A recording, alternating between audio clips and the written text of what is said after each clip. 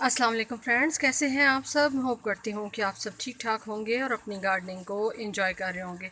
Friends, आज की जो वीडियो है उसके अंदर एक वेजिटेबल के ऊपर मैं आप लोगों के साथ वीडियो शेयर कर रही हूँ। ये जो बहुत खूबसूरत से पत्ते आप देख रहे हैं, ये प्लांट है हाइसिंथ बीन का, जिसे सेम फली भी कहते हैं। तो आज की वीडियो इस हवाले से है कि आप इसको किस तरीके से ग्रो कर सकते हैं और किस तरीके से एक अच्छी हार्वेस्टिंग अपने गार्डन के अंदर सेम फली की पा सकते हैं। तो सेम फली या हाइसिंथ बीन जो है, इसको आप अगस्त सितंबर अक्टूबर में लगा सकते हैं, या फिर ये है कि आप दिसंबर जनवरी में इसकी सीड्स हैं उनको लगा दें, तो फिर ये बहुत अच्छे से ग्रो करते हैं और आगे जो आने वाला मौसम होता है उसमें फिर इनकी ग्रोथ जो है वो इसी तरीके से बढ़ती रहती है। तो ये एक, जैसा कि मैंने आप लोगों के साथ शेयर किया है, ये एक वेजिटेबल है और इसके अंदर बहुत सारे न्यूट्रिएंट्स ऐसे पाए जाते हैं जो आपकी सेहत के लिए बहुत ज़्यादा फ़ायदेमंद है। तो आप इसको अपने गार्डन के अंदर ज़रूर ऐड करें। मैंने इसके सीड लगाए थे और मेरी एक फ्रेंड है फरा गार्डन, उनकी तरफ से मुझे इसके सीड आए थे तो मैंने इनको लगा दिया था। सीड लगाने के बाद जो पहले दो पत्ते आते हैं वो इस तरह के आते हैं। ये देखिए, जिस तरह से मॉर्निंग ग्लोरी या ग्लोए बेल के पत्ते होते हैं उस तरह से आते हैं, और फिर उसके बाद के जो पत्ते हैं वो इस तरह से आते हैं, यानी कट शेप में। तीन पत्तों का जो है वो तीन हिस्सों में एक पत्ता होता है। तो अब जो है वो इसकी ग्रोथ जो है माशाल्लाह से अच्छी शुरू हो गई है। तो हाइसिंथ बीन या सेम फली जो है वो उसी बीन की फैमिली से है जिसमें जो है वो kidney bean, long bean, snake bean, इस तरह से काफ़ी सारी जो है वो बीन्स की वैरायटीज़ होती हैं। और तमाम में जितनी भी बीन्स हम ग्रो करें तो उनके न्यूट्रिएंट्स जो हैं वो हमारी हेल्थ के लिए बहुत ज़्यादा फ़ायदेमंद हैं। और दालें हों चाहे जो लोबिया हो, इस तरीके से सेम फली हो, तो इन सब को जो है वो अगर हम अपने गार्डन के अंदर ऐड करना चाहते हैं तो बहुत आसानी से ग्रो कर सकते हैं। और ग्रो करने के लिए अगर आपके पास ज़मीन नहीं है तो उसमें कोई उज़र नहीं है कि आप कहें कि हमारे पास ज़मीन नहीं है तो इसलिए हम इस चीज़ को ग्रो नहीं कर सकते। आप इसको कंटेनर में टेरेस के ऊपर भी ग्रो कर सकते हैं। मैंने जो है वो, ये एक मेरे पास बड़े पेंट की बकेट है, उसके अंदर मैंने इसके सीड लगाए थे। आप अगर चाहें तो इसके सीड्स को पहले लगा के उसके बाद ट्रांसप्लांट भी कर सकते हैं और बहुत आसानी से ट्रांसप्लांट करेंगे उसके बाद जो है वो इसकी ग्रोथ स्टार्ट हो जाएगी। और अगर आप चाहें तो आप डायरेक्ट भी लगा सकते हैं। मैंने क्योंकि फ़र्स्ट टाइम लगाए थे और मेरा इरादा ये था कि इसमें से हाफ़ जो है उसको मेरे पास जो वो बड़े ड्रम है जिसके अंदर मेरी किचन वेस्ट की कंपोस्ट बन रही है, तो उसके अंदर मैं लगाऊंगी। अभी भी मैं ट्राई करूंगी कि इसमें से कुछ सीडलिंग को निकाल के, तो थोड़ा सा, एक तो ये कि ऊपर से मैं थोड़ा सा इसको कट करूंगी क्योंकि ये बढ़ तो रही है लेकिन ये है कि थोड़ा सा इसकी जो है वो ज़्यादा ब्रांचेस निकलें और एक एक स्टेम ऊपर की तरफ जा रही है, तो उससे बेहतर है कि अगर इसकी मल्टी स्टेम्स निकलें तो वो ज़्यादा फ़ायदेमंद होगा। लेकिन उसके लिए पहले मेरी भरपूर कोशिश होगी कि मैं इसके अंदर जो है वो कुछ जो सीडलिंग है उसको दूसरा जो ड्रम है मेरे पास जिसके अंदर मेरी खाद भी बन रही है, क्योंकि हाइसिंथ बीन जो है, कहने का मतलब ये है कि हाइसिंथ बीन को बहुत ज़्यादा फर्टिलाइज़र जो है वो पसंद है।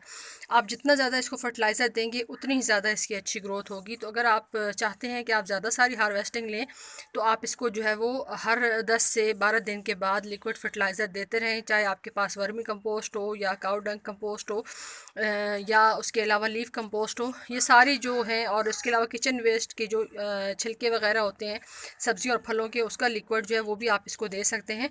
तो ये आपके अपने ऊपर डिपेंड करता है कि आप किस तरीके से इसको ग्रो करते हैं और कितनी ज़्यादा हार्वेस्टिंग जो है वो लेना चाहते हैं।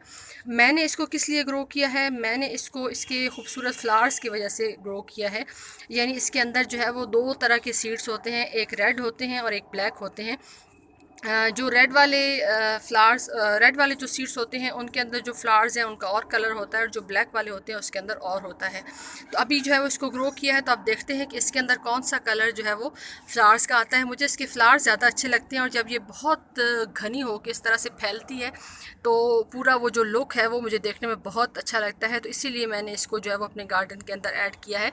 और दूसरा ये कि जब आप इसको ग्रो करें, सबसे पहली चीज़ तो रिच फर्टाइल सॉइल के अंदर इसको लगाएं। अच्छी हाफ़ इसके अंदर जो है वो कंपोस्ट हो और हाफ़ आपकी गार्डन सॉइल हो, तो ये बहुत अच्छे से ग्रो करेगी। दूसरा, अगर आप टेरेस के ऊपर इसको ग्रो कर रहे हैं, ज़मीन में तो कोई मसला नहीं है, आप जिस तरह मर्ज़ी चाहें लगा दें, हर तरह की सॉइल के अंदर ये चल जाती है। लेकिन अगर आप कंटेनर के अंदर लगा रहे हैं तो बड़ा कंटेनर इसको दें, यानी छोटे कंटेनर के अंदर इसकी अच्छे से ग्रोथ नहीं होगी।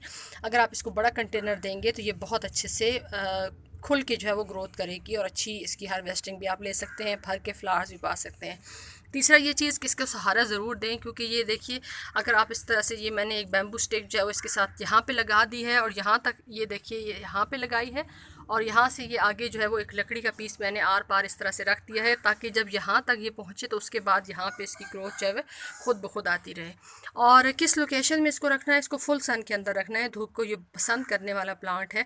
अगर आप इसको शेडी प्लेस पे रखेंगे तो ये अच्छे से ग्रोथ नहीं करेगा, लेगी लेगी सी इसकी ब्रांचेस हो जाएंगी और इसके ऊपर जो है वो अच्छी सी फ्रूटिंग भी नहीं होगी। तो ये कुछ बेसिक थे जो मैंने आप लोगों के साथ शेयर किए हैं। आप अभी भी टाइम है, इस टाइम पे भी आप लगा सकते हैं। जैसे मैंने आप लोगों के साथ शेयर किया, अगस्त सितंबर में आप इसको लगा सकते हैं और फिर इसको आप दिसंबर जनवरी में इसके सीड्स लगा सकते हैं। तो दोनों टाइम पे बहुत आसानी से इसके सीड्स जो है वो आप लगा के ग्रो कर सकते हैं। और इसके सीड अगर आप चाहें तो ऑनलाइन भी परचेज़ कर सकते हैं, मुख्तलिफ वेबसाइट्स के ऊपर जो है वो इसके सीड्स अवेलेबल होते हैं। या ये है कि अगर आपके किसी फ्रेंड या फैमिली मेम्बर या किसी रिलेटिव के यहाँ ये लगे हुए हैं तो वहाँ से अगर आप इसके कुछ सीड्स भी ले आएँ, 4-6 सीड्स भी ले आएँ, तो ये माशाल्लाह से इतनी ज़्यादा फैलती है कि फिर इसको जो है वो आप संभालना जो है आपके लिए मुश्किल हो जाता है। पेस्ट की जहाँ तक बात है, पेस्ट के उसके ऊपर अटैक होता है। इसके ऊपर जो है वो एक तो ब्लैक एफिड का अटैक होता है, उसके अलावा कभी कभार इसके ऊपर मिली बग का भी अटैक होता है। तो अगर आपने इसको ऑर्गेनिक लेके चलना है, जैसा कि मेरी भरपूर कोशिश होती है कि मैं अपनी जितनी भी वेजिटेबल्स हैं या जो खाने वाले आइटम्स हैं, जैसे वेजिटेबल्स के अंदर ही आप मिंट को भी और धनिया को भी ऐड करते हैं, तो इन सब चीज़ों को ऑर्गेनिक वे में लेके चलें। तो ऑर्गेनिक वे में लेके चलने के लिए बेसिक ये है कि आप इसके ऊपर नीम ऑयल का स्प्रे कर दें, किसी किस्म का केमिकल का स्प्रे ना करें, ताकि जब बाद में आप इसको खाते हैं तो फिर आपकी हेल्थ के लिए इसके जो है वो नुकसानात ना हो।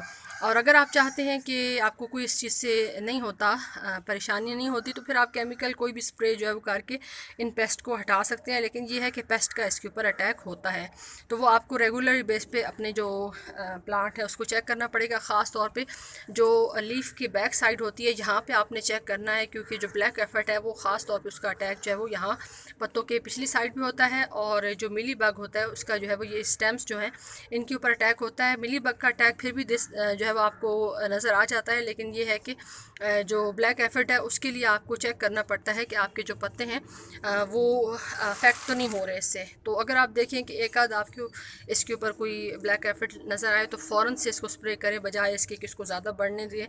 और जब वो बहुत ज़्यादा आउट ऑफ कंट्रोल हो जाते हैं तो फिर उनको संभालना मुश्किल हो जाता है।